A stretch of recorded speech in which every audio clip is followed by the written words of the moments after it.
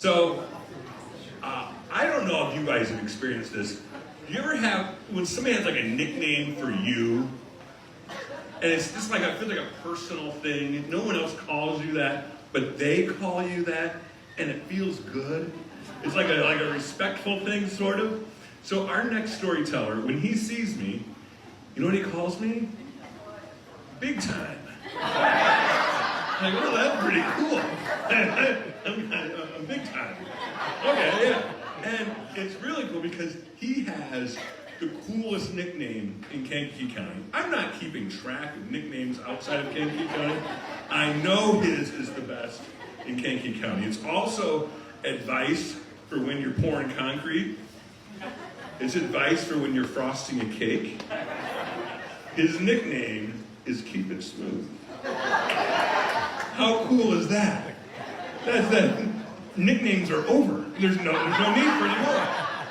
Well, I want to introduce our next storyteller, Darnell Davis Jr., a.k.a. Keep It Smooth, and he is an award-winning artist and a Kankakee native known for hosting clean events that are a combination of storytelling, or a combination of spoken word, or a combination of R&B, or a combination of music, or a combination of, you can fill us in with what else they are.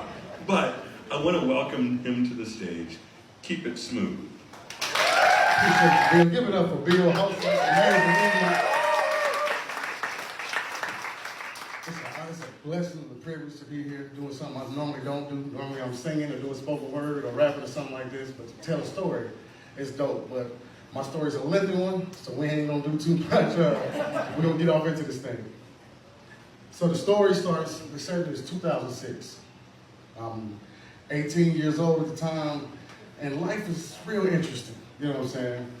I'm living in Racine, Wisconsin, which is another town like Kankakee, 20 minutes south of Milwaukee.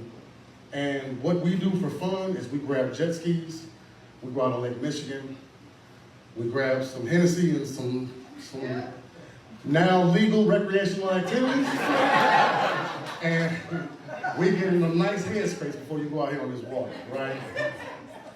Now this day in particular, we stock up. We fill up the jet skis with gas, we grab the drinks, we grab the smoke, and then we head out to the lake.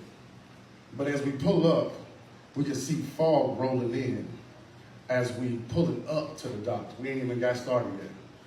Now anybody with common sense would say, if you see fog, we're not supposed to be on the water right now. We said we ain't spending this gas money and this money on this liquor, this weed for us to not partake. So we got one race in us. We get some mile marker out there. We're gonna race to that, we're gonna turn around and come back. That's gonna be it. So after we've killed half of this fifth of Hennessy, after we've smoked a few, you know, we go ahead and we get on these jet skis. Now, it's only three of us this time. It's me on one jet ski, it's my uncle and his girlfriend on the other jet ski. Clearly, I should be winning this race. You know what I'm saying? So we take off, and I'm in the lead by a landslide. It's not even close.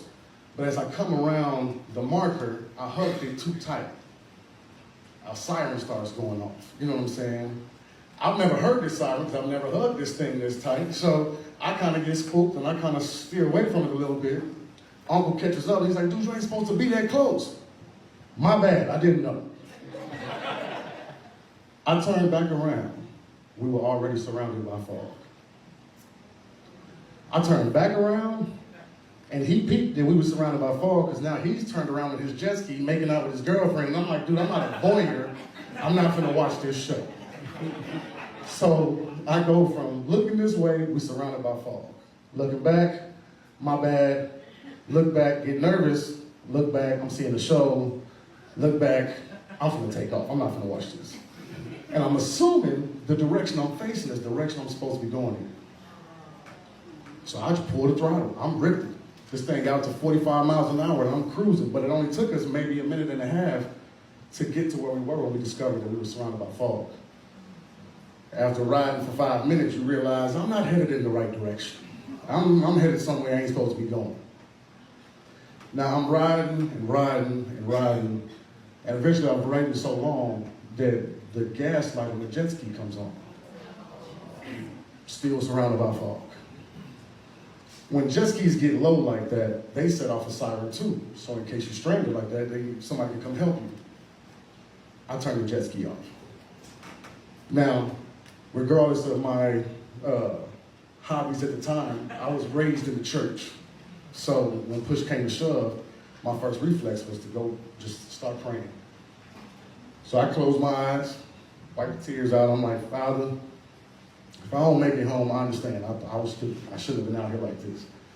But if you see fit for me to make it home, I promise the first thing I'm doing is I'm going to crack my Bible open. I'm going to read that thing. I know I ain't did it in a while, but I'm going to crack that Bible open. I'm going to read that thing. When I opened my eyes, I couldn't see Bill to the right of me.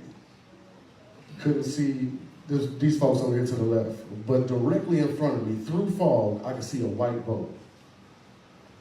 I pulled that throttle so hard, and I took off. And by the time I get close up to the boat, the boat captain could hear the siren. So he comes to the edge of the boat, and I turned into a member of Bone Thugs and Harmony. I ain't never started talking this fast in my life. Maybe you please just tell me on that, get back to shore.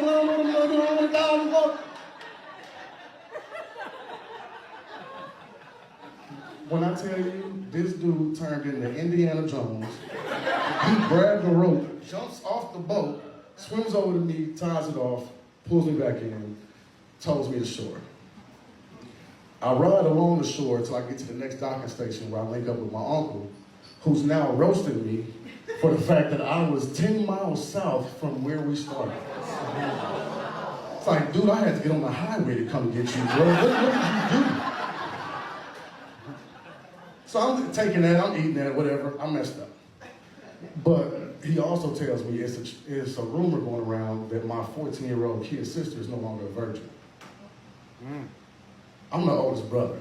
So now I'm like, man, I ain't trying to hear that. I don't even believe you, bro.